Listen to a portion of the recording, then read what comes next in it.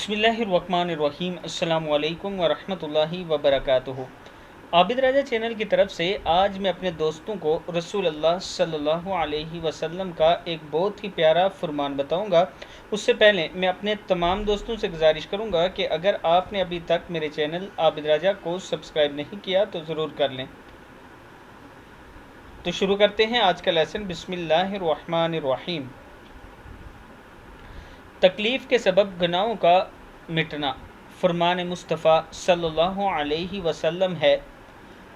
मुसलमान को कोई तकलीफ़, फ़िक्र, बीमारी, मलाल, अज़ियत और कोई गम नहीं पहुंचता, यहाँ तक कि कांटा जो इसे चुभे, मगर अल्लाह ताला इनके सबब इनके गुनाहों को मिटा देता है। सही बुखारी में है कि जो भी आपको तकलीफ़ पहुंचती है, अल्लाह ताला इसके सबब आपके गुनाहों को मिटा देता है।